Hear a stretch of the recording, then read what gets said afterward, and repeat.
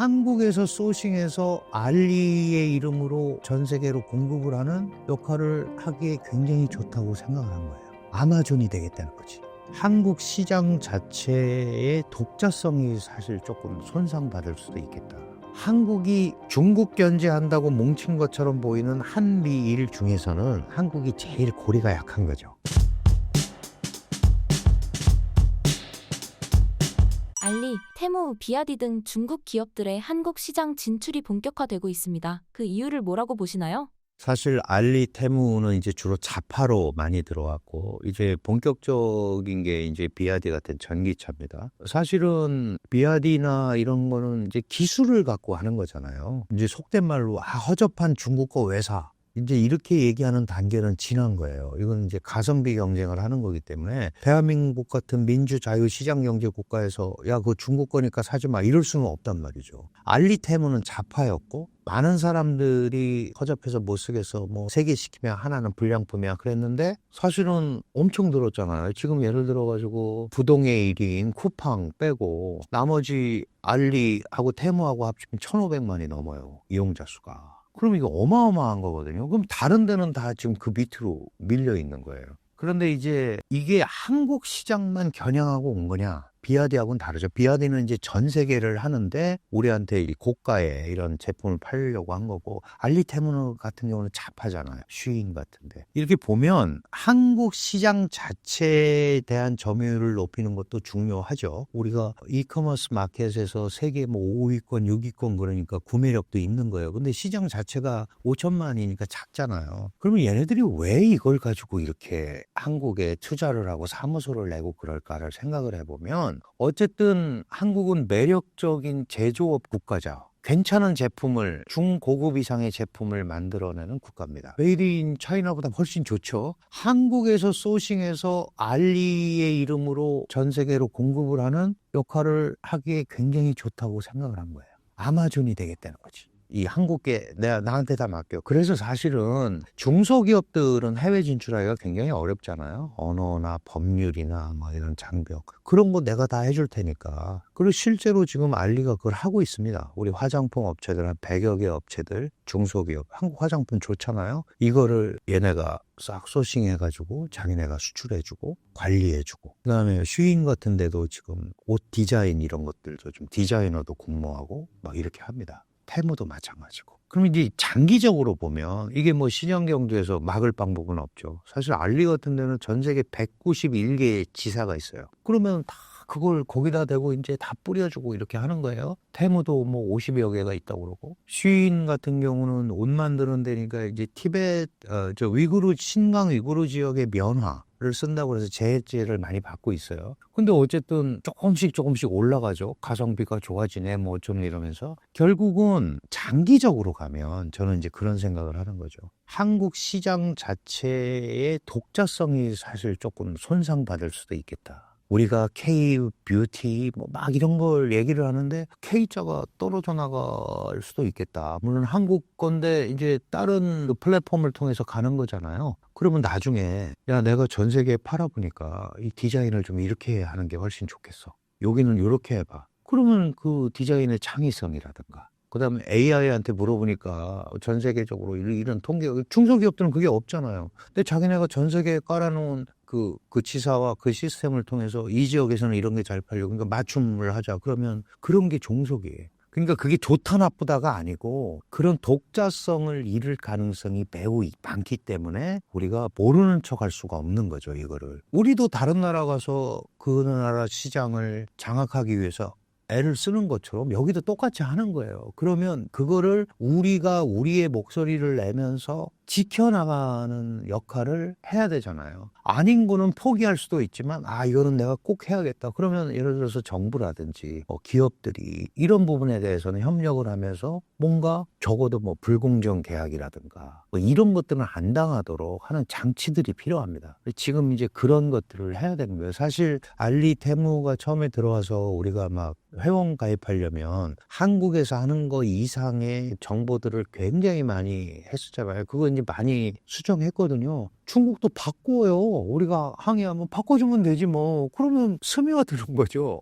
똑같은데 뭐 우리 거랑. 이렇게 될 가능성이 있기 때문에 그 자체가 뭐 좋다 나쁘다가 아니고 사실 싸게 잘 만들면 어려운 환경에 소비자들이 사서 쓰겠다는데 거기다 대고 뭐라고 그럴 건 하나도 없지. 그러면 결국 우리는 우리대로 우리만 가지고 있는 시스템. 예를 들어서 새벽 배송 시스템 같은 경우는 전 세계적으로 감히 어디 흉내를 못 내는 거예요. 근데 그걸 하려면 물류센터가 있어야 되잖아요. 그러니까 알리테무가 물류센터를 만들려고 그러는 게 쟤네도 저걸 하려나 보다. 그 다음에 새벽 배송 입찰시키면 어느 업체가 갈 거 아니에요. 그럼 또 그렇게 되는 거예요. 그럼 이제 소비자들 입장에서는 뭐 어디서 오든 새벽에만 오면 되지. 품질 괜찮으면 되지라고 할 수 있잖아요. 근데 그게 우리 국내도 국내지만 우리가 통상국가인데 우리도 수출해서 해야 되는데 그런 소위 수출 주권? 직접적으로 대한민국을 침해하는 건 아니지만 기업의 그런 소위 디자인권 이런 것들이 손상을 받을 수 있어서 한국의 색채가 자칫 잘못하면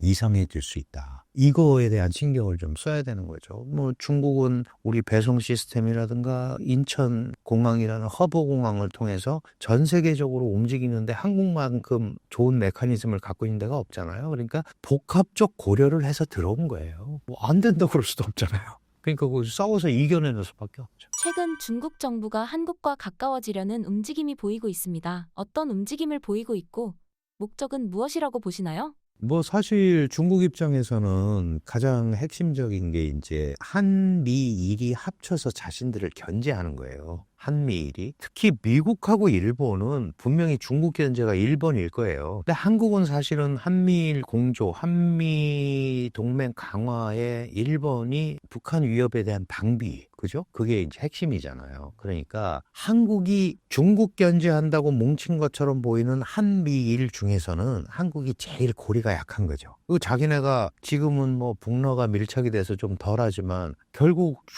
북한이 갈 데가 없어요. 러시아 우크라이나 전쟁 끝나면 러시아가 북한을 저렇게 대우해 줄 이유가 없잖아요. 지금 무기 때문에 그런 거고. 그죠? 전쟁이 어떻게든 뭐 휴전이 됐든 어쨌든 그렇게 되면 북한은 다시 중국을 찾을 수밖에 없어요. 중국도 그걸 알기 때문에 가만히 있는 거예요. 그리고 북한은 속으로 내가 아무리 사고를 쳐도 중국이 우리를 포기하지 못할 거다. 라고 생각을 하고 있는 거예요. 그러니까 중국의 입장에서 보면 북한은 남한도 견제하고 일본도 견제하고 미국을 견제하는 거잖아요. 거꾸로 한번 생각해 보세요. 미국의 입장에서 보면 한국이 북한도 견제하고 중국도 견제하고 러시아를 견제하는 아주 중요한 핵심 협력자가 될 수 있는 거예요. 그러면 중국 입장에서 보면 한중이 교역도 많이 하지 북한 요인으로 얽혀있지 그러니까 한국을 조금 이쪽으로 땡겨와 보자 라는 생각을 할 수밖에 없는 거죠.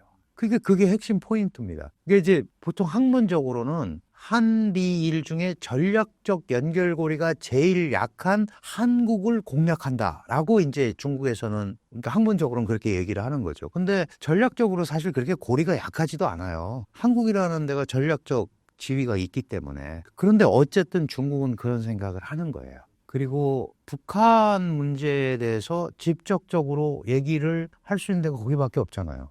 한국밖에. 근데 사실은 한중 간에는 굉장히 아이러니한데 북한 얘기를 서로 안 하잖아요. 슬슬 피하고. 이제는 해야 돼요. 예를 들어서 미국하고 중국은 북한 얘기를 하잖아요. 북핵 때문에 머리 아프고 어쩌고 뭐 너희가 해라 마라. 그리고 한미도 북핵 얘기를 하잖아요. 근데 정작 한중이 안 해요. 그러니까 시진핑 체제가 그런 한국의 전략적 중요성과 이런 거 약한 고리라고 판단을 했든 어쨌든 이런 분위기를 갈 때 우리도 한중 간에도 이제 좀 더 본격적인 얘기를 해야 된다라는 얘기를 해서 그림을 끌고 가야 되죠. 그러니까 중국의 의도는 어쨌든 가장 약한 고리로 판단되는 한국을 전술적으로 좀 띄워놓으려고 하는, 떨어지지는 않죠. 떨어지지는 않는데 조금 이격시켜 보려고 하는 그런 생각을 갖고 접근하는 것 같습니다. 미국과 중국 양측의 의존도가 큰 대한민국은 어떻게 대비를 해야 할까요? 그러니까 이 참 영원한 숙제죠. 하루 이틀 된 문제도 아니고 대한민국 이후에 계속 있는 얘기입니다. 그만큼 사실 우리가 이제 전략적으로 중요한 위치를 차지하고 있다라는 말도 돼요. 거꾸로 얘기하면. 안 그러면 가운데서 이렇게 고민할 이유가 없잖아요. 근데 이게 이제 늘 말씀드리지만 어느 한쪽을 확실하게 선택을 해서 해결이 되면 그냥 한쪽은 신경 안 쓰면 되는데 그러기가 굉장히 어려운 구조잖아요.